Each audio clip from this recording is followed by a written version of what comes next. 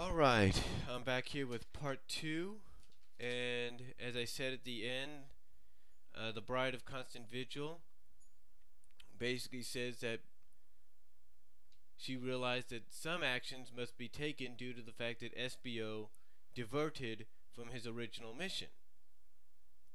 And this kind of catches Sonic and some of the others off guard by one and having them ask, well, what mission? We always thought he was part of Angel Island. And then finally, with the bride's permission, SBO goes on to basically tell them that originally, that not only is he from where they are, basically the Dragon Kingdom, but that his original mission was to observe Knuckles and report any dangerous decisions that he had made. Because Knuckles um, comes from a long line of guardians that are known as the Brotherhood, and that the Brotherhood took it upon themselves to monitor Mobius for any threats against Angel Island. And the reason for this is because his clan didn't think such a powerful species-centric organization should go unchecked. And that each generation, one of them is chosen to keep track of the active guardian to protect Mobius. And he goes on to tell the story that Vendels was the guardian, or that Vendels was the mentor, if you will, of Knuckles' father, Locke, and that thanks to Vendels, SBO was able to settle in to Rainbow Island not Rainbow Island, but Rainbow Valley under a new identity as just another local. While at the same time continuing his mission of observing Knuckles and reporting any of the decisions that he made. And that only when a situation was dire, like the time when Robotnik captured all the freedom fighters on Angel Island, was he allowed to reveal himself to Knuckles. And that overall, he wasn't supposed to, fight with him or work closely with him. He wasn't supposed to, be part of the Chaotix. And overall, he wasn't supposed to be his friend.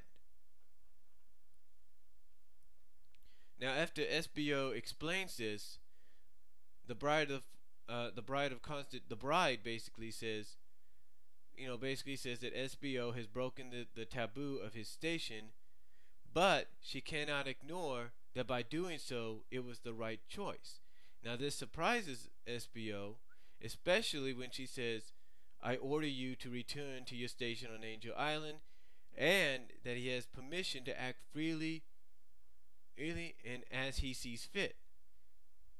Now, of course, he gets excited about this and almost calls her mom, but he kind of she kind of gives him that stern look like, whoops, and he's like, whoops, basically he has to apologize for his outburst and everything. And then she does tell him, well, before you go, bring our new friends, or bring your friends, the fan of Phoenix, or Phoenix, and to basically bring it, she tells him to, before he leaves, to retrieve the mystical fan of Phoenix X and to take it to New Mobotropolis, for the friends will need its power. And SBO basically takes off, telling Sonic and the others, see you back in the city. And Sonic's like, you better hurry, you're way behind on your heroism quota. Basically, Sonic's telling him, you better hurry because you're way behind on being a hero. Now, anyway, the bride then tells him, you may have broken the clan of the four houses, but your work has just begun, king of the free people. And then Monkey Kong takes his the power ring that the freedom fighters placed on him, I think in issue 204, I believe, and kind of reshapes it back into the crown that he had before. And he tells the bride of the Constant Vigil that with the crown that he wears now, he would do his best to protect both the people and to honor the authority of the clans, and that by doing so, she has the word of honor. And he basically says he just hopes he can live up to the hype, and Sally says she knows. And Sally says she knows he will.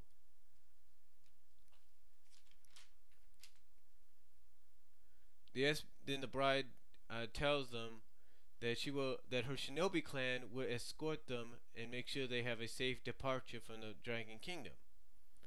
Now Sonic at first thinks, well, wait a minute, are you sure you can spare the extra muscle? I mean, you don't even have guards in here.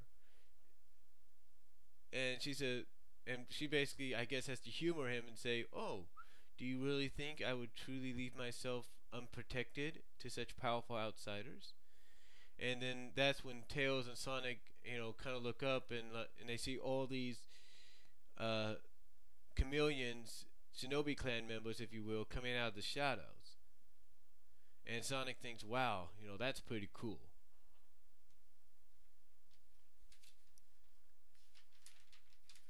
Well, anyway, the Freedom Fight. Anyway, Sally, Khan, Sonic, and Tails, getting ready to leave back to Mobotropolis. Sally and Khan thank Lin Yao for his hospitality, and if you look in the background of one of the panels on the second to last page, you see Little Moon giving Tails a food basket. And Lin Yang, I guess I should call his name, says it's been an honor for his village and for himself to host such esteemed young people, and that he is certain that Khan, because Khan tells him he will return as soon as possible, and it says he is certain that Khan will return victorious. Now Tails tells Sonic tells Sonic that the tornado is prepped and ready. Sonic asking Sally if she is feeling more confident than when they first landed in Dragon Kingdom. She says much more. Let's go save the day. Sonic's like, that's more like it. Let's do it to it. And basically they take off to New Mobotropolis, with Sonic yelling out, "Hang on, Freedom Fighters! The cavalry is on the way." Overall, I have to say it was a good conclusion to the Journey to the East tie-in to the Iron Dominion story arc. Even though it was a month and a half late, I should say. And I know this is something that a lot of fans have complained about a lot, because they feel as though this should have been released around the same time that the Iron Dominion story arc was released. But it's like I said before, you can't. Just because someone writes a story doesn't mean that they'll be able to decide when the issue comes out. Just got to go with the flow. If Sonic Universe would have started a lot sooner than it did, then yeah, there's no doubt that the Journey to the East story arc would have been released at the same time the Iron Dominion story arc was coming to an end. But the Journey to the East tie-in story arc, it was pretty good. Definitely gave us a more of a background kind of deal of what was happening. And despite, like you said, how you feel about Ian and him writing the characters the way he has, when he said this wasn't necessarily needed reading, Ian, you were wrong. I hate to say this, but Ian was wrong. Because if you didn't read Journey to the East, you had no idea what was going on. Let's just put it that way. So Ian, even though you said it was not necessary reading, it was. No doubt about it. But I have to say it was a good little mini tie-in story, little side story tie-in to the Iron Dominion. Definitely worth the read. And definitely check it out if you've not read it yet. Check it out. You'll enjoy it. And I give it basically a 10 out of 10. I know that some people might say it's a little high for the Journey to the East story arc, and especially issue 16, but I think it was pretty good.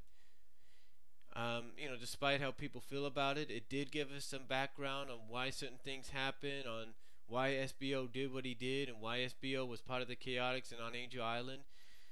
Despite the fact that this all the SBO sudden being part of the Shinobi clan came out of nowhere. But overall, it was very good and definitely worth the read. Pick it up if you can. And that's all I'm going to say about it. Thanks for listening in. And hopefully next time when I do a review, it will be a video. But until next time, God bless and peace out.